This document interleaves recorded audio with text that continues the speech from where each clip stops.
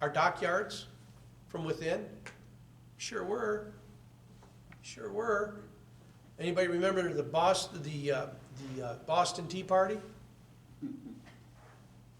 You think if there wasn't some dissidents within the country that could sneak in from the land to our dockyards, that they would try to disassemble them, blow them up, cause destruction? Look, humankind has not changed in 6,000 years. Those were considerations then, the same as they are today. Why would we think different? Just because we won a war didn't mean that everybody that was in the United States was rah-rah pro-United States. They had Democrats then, I'm sure. Yeah, I took a jab at them. Yeah, people who didn't love their country. You go into any country in the world, you're going to find people that don't love their country. Usually because those people don't love themselves, because they don't have the love of God. Usually. But you'll find it in every country. Our founders were not stupid. They understood human nature. They understood what was going on. And that's why when you look at the Federalist Papers that explain the very why behind everything that was put in the Constitution, it's sheer genius. It is, it is divinely inspired when you read it. There's only one other book written. There's only one other thing written by man. And that's the Bible. And it was divinely inspired as well. So I'm going to tell you, these documents were divinely inspired. The proof is in the writing. They understood human nature. They didn't judge it good or bad. They had the same problems then that we have today. And they set up things that, were they perfect? Nope. It doesn't say we the people in order to set up a perfect union, does it? How does it start out? It says we the people in order to form a more perfect union, right? Not perfect, a more perfect. Not a utopia, but a more perfect. And Madison's very clear in the Federalist Papers when he was honest. When some of the anti-federalists said, well, we don't like that because this could happen. He said, yeah, that could. And we considered that, and that's why we put safeguards, these particular safeguards in place. Is it perfect? No. But this gives us the best security against those things that you're worried about. But you can only keep a republic if the people want to keep the republic. I was arguing with somebody on social media just the other day. You know, they were talking how bad everything is, and I said, look, the first three words of the Constitution tell you what the problem with America is. It's we the people. We are the government. These people we elect are our employees. They're our servants. We've been horrible bosses for way too long. We haven't wanted to get involved. It was easier to pay the government to do the things for us that we didn't want to do. Right? We got more time now. I got to have that. I got to take that vacation. I got to have that 2.3 kids. Got to have the golden retriever. Got to have the white picket fence. Good job. Only 40 hours a week. Social safety net. Let's pay the government to do that for us. And what do we got? Less power, because we gave our power up to a government. We gave it away. Now we're asking for it back. The problem with power is it can't be taken, it has to be given. So when I give power and I decide someday I want it back, what has to happen? Whoever I gave it to has to want to give it back. If they don't want to give it back, I can't take it. Now I can do things to make them realize that giving it back is the best option, but that can go way deep and way bad, right? So the best thing is follow what Franklin said. An ounce of prevention is worth a pound of cure. Don't give the power up. Teach your children what the power is and teach them why it's important to keep it and not vote for a 16th and 17th Amendment. Teach them why that's wrong so that they don't do it to your grandkids at some time or your great-grandchildren out of ignorance and stupidity or out of fear. Give power to the government. Our Constitution sets it up. Only the power that they should have. And look at what we've given them. How many lives have been lost since World War II on wars that are unlawful and immoral? What do the other countries of the world feel about us because we've been going all around the world trying to set up their regimes and making the world safe? We haven't made the world safe for anybody but us. We've made it very dangerous for a lot of people in a lot of other places. And if I remember the Declaration of Independence, it says all men are created equal, not just the ones in North America. That they're endowed by their Creator, the same one that created me, with life, liberty, and the pursuit of happiness. That to secure their rights, they need to decide on the government that best does that for them. That is not our say-so. That's not in those founding documents, that somehow it's up to us to tell other people what governments they should have to defend their life, liberty, and property. That's their right. Who are we to do that? This is why this large industrial military complex that we have is costing us too much. It's killing us. And you've got warmongers now, not in the executive. Well, you got warmongers in the executive, but now you got warmongers in the legislative that are willing to take your money and send it to another country to protect their borders when our southern border is like a screen window on a submarine.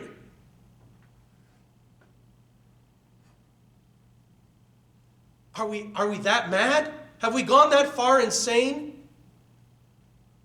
We must have, because we're still allowing it. We should be beating down the doors of the local district of your representative going, what are you thinking? What in the world are you thinking? If you voted for that, know you're going to get primaried. I'll give every dime I've got to make sure you're not in that office again. You're going to have to get all that CCP money to run your election. There's only two ways you can win an election. Lots of money or boots on the ground. That's how you win elections. Well, when we just sit back and let these people take all this corporate money or communist money from all these countries and run to get put into these places to do this stuff again, then we haven't kept our republic. 90% of keeping your republic is just showing up. 10% of it speaking up. How many doors are you going to knock to make sure that your representative that voted for sending money to Ukraine doesn't get elected again? How many of you are going to go out and knock doors and shake hands and support a congressman that voted not to send money to Ukraine? That's the question. Well, I don't know, John. I got Bible study on Wednesday night, and I got soccer, and then the kids, I always take my wife out on Tuesday night. You realize you're not going to have any of that stuff if you don't keep your republic? We have got to get our priorities straight. Without the republic, without the union, we have nothing. We have nothing but sorrow and shame and socialism. That's where we're headed. And it's never been clearer on the future sight as it is today. I've been saying the same thing for 10 years. 10 years ago, I was marginalized as a tinfoil hat wearing kook.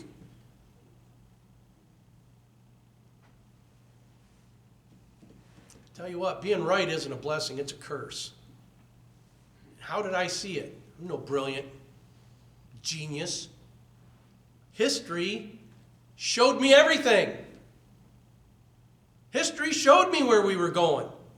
It's just easy to connect the dots. What did Patrick Henry say? I have but one lamp to guide my steps, and that's the lamp of experience. I know no way of judging of the future, but by the past. Those are true words. Why do you think one of the first things your John Dewey Model of Public School did was water down the history? Because it gave everybody too much of a lamp to see what was coming. It doesn't take a genius to figure out where we're headed. All it takes is somebody diligent enough to look at the past. But, you know, I get it. I know all those things get in the way, soccer games and, you know, church meetings on Wednesday night and the like. You know, I know how that all gets in the way. Just not enough time. Not enough time to keep your republic.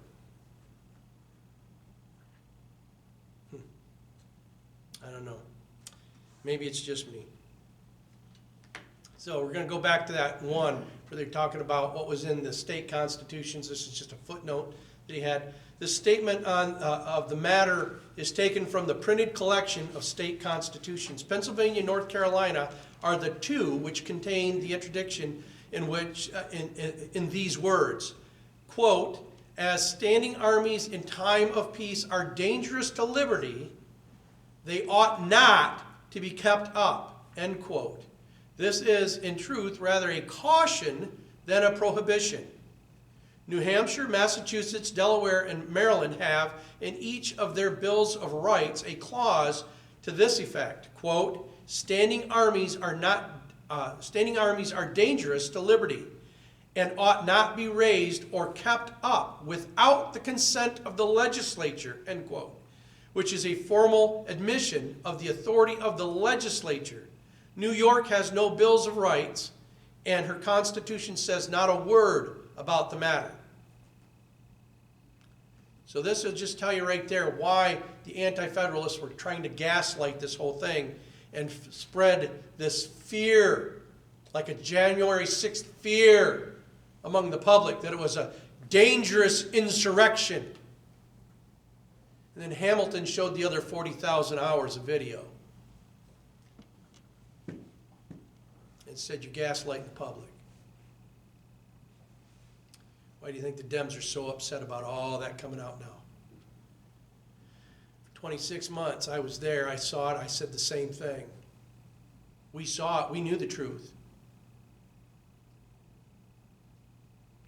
Every one of those people that were on that J6 committee need to be investigated, arrested, tried, and if found guilty, the appropriate sentence filed. I see it nothing less than treason. So, that's all I have for you tonight. Are there any comments, concerns, questions? Go ahead. When we talk about not keeping a standing army, that was back then. Our armaments, our knowledge, our weapons of war doesn't match up to at all what it is today. The principle didn't change. I understand. But if we're okay, if we have no, our Navy is docked in the ports. Mm-hmm. The munitions, the oil, the diesel, the upkeep it takes to run those ships. Same thing with the Air Force, Marines, whatever. We have another, not 9/11, Pearl Harbor? Pearl Harbor. I mean the one that we knew what was coming and didn't stop it, so we make the people into war-loving patriots. But yeah, go ahead. Yeah, but that's if we didn't have standing armies, how long would it take us to get to the point where we could defend ourselves. Well, very long time, because you know what we did? We got rid of the militia idea. It was what? The militia. Right? See, each state was supposed to have a militia. Now, a lot of people go, well, that's the National Guard. No, it's not. No. No, it's not. In fact, the National Guard actually kind of violates the Constitution, because then that gives a state a standing army. They're not supposed to have one. The militia, the idea of the militia went away right around the First World War, when we had this idea that we would become imperialists. That's when we went into Guam and took Guam, right? And because those savages didn't know how to run their own government, we needed to do that for them. And then what did we do? Did we leave? Nope. See, this is imperialism. This is exactly what the Anti-Federalists were talking about. If you have this standing army, what's going to happen is it's going to be no good. It's going to cause harm, not good. That's why we had a militia. And if Congress voted for an act for war, then the army was to be raised from the militia. Each state executive could set the offices for the militia in their state. They were all supposed to be trained under the Army regulations written by Congress, so that they were all equipped and trained the same, so that an invasion could be stopped quickly by the militia while they were trying to put together a force. The other thing is, just as Hamilton was saying here, we need to have a certain amount of force. We're not talking about having no army. We're talking that we have to have a reasonable amount to defend ourselves and to have continuity, to take care of the things that need to be taken care of, so that if we are attacked, see, to defend is moral, to attack is immoral. Let's think about gun rights. If I go out and just decide to shoot somebody because I don't like them, is that good or bad? I think most people would say bad. Is that in defense or is that in aggression? That's aggression. That's not forgivable. In fact, that goes against one of the 10 Commandments. Thou shalt not murder. Right? But if someone is trying to kill me, and I pull my gun and I shoot them because it's the last defense I have to defend my family or myself, is that justifiable homicide or is that a crime? It's justifiable. It's justifiable. That's moral. That's by the Bible. So, refresh my memory again. When was it that Afghanistan attacked our shores? Or Iraq attacked our shores? When did that happen? When did Vietnam attack us? The North Vietnamese. Does anybody remember? Does anybody remember when Korea attacked our shores? I don't remember any of that. See, we've been doing immoral things. It's moral to have an army large enough for your defense, just as Hamilton outlined in 24. But we shouldn't have a military-industrial complex. Even President Eisenhower warned us against that, because he could see what was coming. MacArthur said the same thing. Warned us what was in our future. They could see what was happening from the inside. But now, out of 195 countries, we're in almost 180 of them. So what if there's only one? And if we were not in any of them? Isolationist. There you go. No, it's not isolationist. No, what if we would become an isolationist? Isolationism isn't good.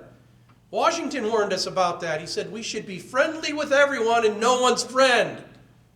We should trade with all nations and be friendly, but not be somebody's friend, so that when Spain goes, well, we don't like France, so if you trade with France, you're our enemy. Sorry, we're going to be friendly with everybody. We're going to trade with everybody. You attack us, we're going to defend, because that's moral. There's nothing wrong with having a strong military to say, we're going to trade with this country. Well, we don't like you trading with that country. Get bent. How's that? We're going to trade with them. You don't like it? Tough. We're going to be friendly to everyone and no one's friend. You know why we have the problem in Ukraine right now? I bet people don't remember this history. Mr. Gorbachev, tear down this wall. You remember that? One of the promises to the USSR, the United Socialist States of Russia, was if they would dismantle their union, because their union was just as much safety to them as our union is, but it was unsustainable under a socialist regime, that they retracted back to Russia. We told them, NATO will not push an inch past Germany. Not an inch. They were okay with that. They were secure with that.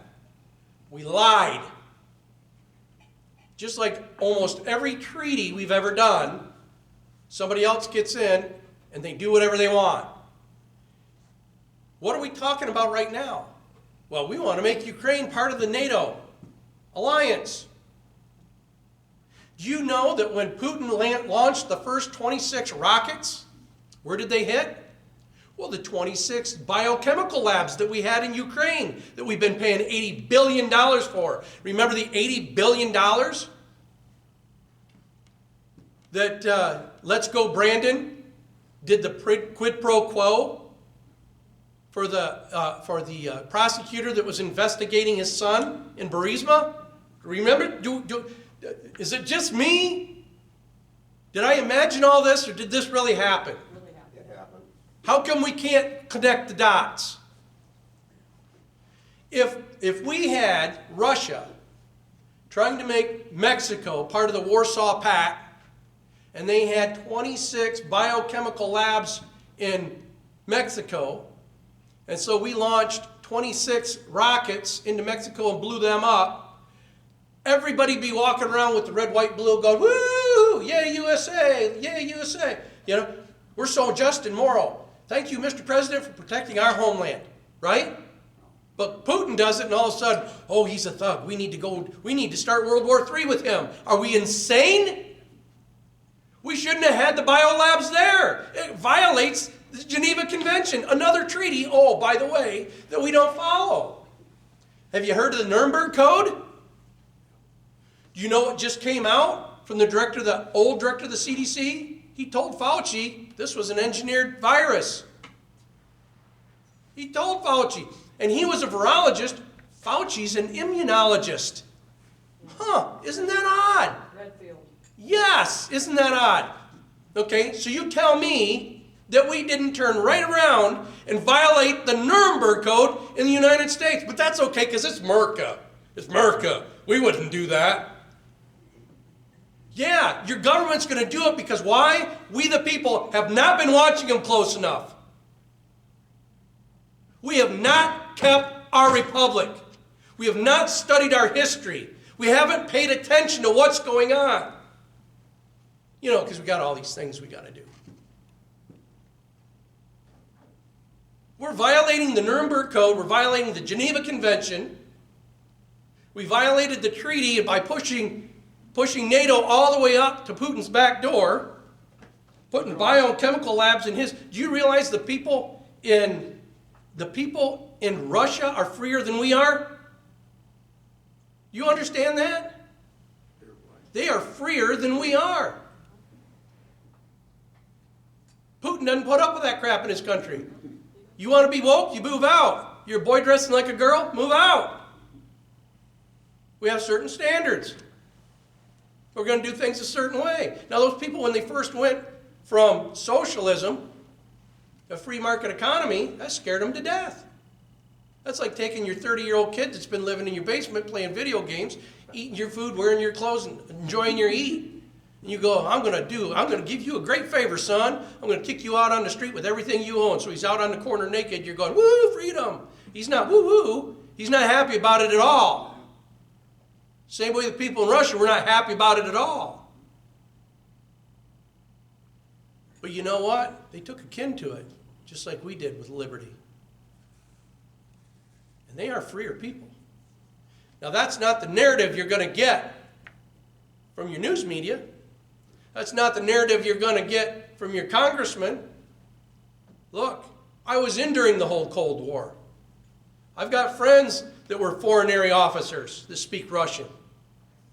Chris Ann Hall was a foreign area officer. She learned to speak Russian.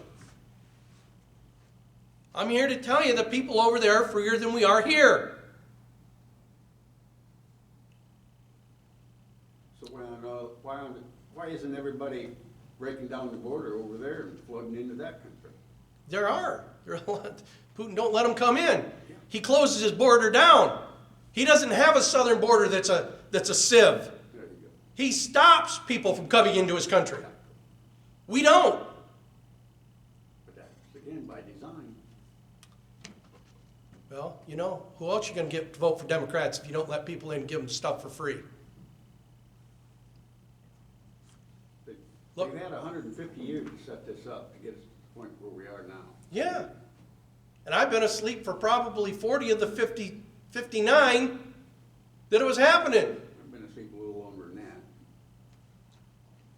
Look, And I can't. we are on the precipice of losing our republic.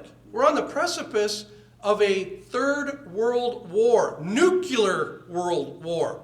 How many of y'all grew up in school hiding under your desk during the air raid siren and seeing the nuclear sign on the door? That was the safe hiding spot. And are we making our kids do that today? We're closer to a nuclear world war today than we ever were during the Cold War when we were doing that stuff. Are we this insane? Are we this crazy? Have we gone that far from reality? Can we not critically think anymore? It doesn't take a PhD to figure this out.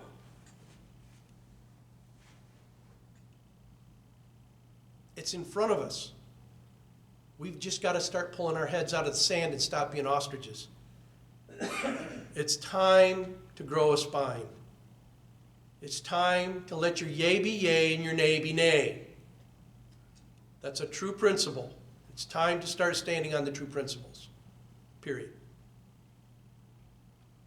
Are there any more questions, comments, or concerns? Thank you all for coming tonight. I'm glad I didn't have a coughing spell. Next week, let me look here real quick, and next week we will be on Federalist paper 39. 39 is a very good one. I use Federalist 39 when I teach sheriffs what their ancient power is. And where the sheriff has the ability, he's the chief executive officer of his county, he has the ability to kick the FBI out of his county. 39 tells us about that. It talks about the spheres of control. Remember, we are not a republic. We are a compound republic of many republics, and we don't have one government. We have a multiplicity of governments that are all set up the same way with 3 branches. But we are a multiplicity of governments in a compound republic. In a republican form of government which requires representation. When we start understanding that concept, a lot of this stuff becomes real easy. Real easy. It doesn't become overwhelming anymore. How do you eat an elephant? One bite at a time. The problem is you have to start with the bite you can get. You don't start at the top of the elephant and eat your way to the floor. You start where you can reach. We have to learn where we got to start eating that elephant and stop being overwhelmed with it. So 39 is a good one for that. So hope to see you next week. Everybody be careful on the way home. Thank you.